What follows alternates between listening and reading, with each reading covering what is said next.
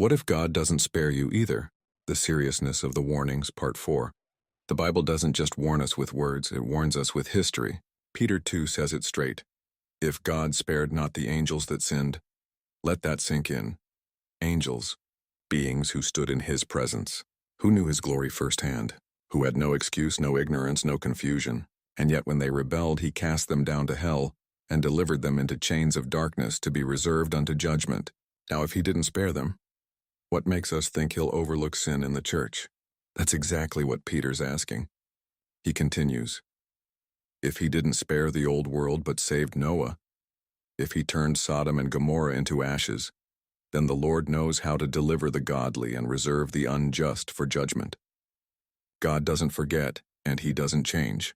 Jude says the same thing, that even angels which kept not their first estate are now bound in everlasting chains. Why?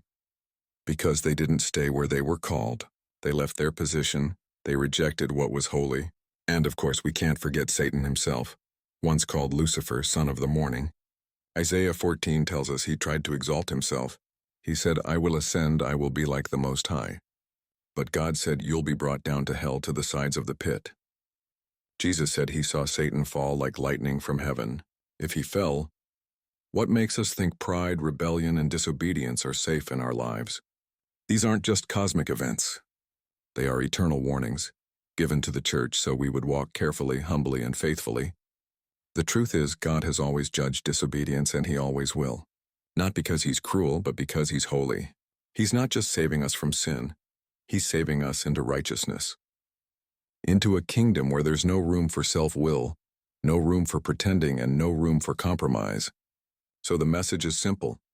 If God didn't spare the angels, if he didn't spare Sodom, if he didn't spare the natural branches, he's not going to rewrite the gospel just because we call ourselves Christians. The fear of the Lord is the beginning of wisdom.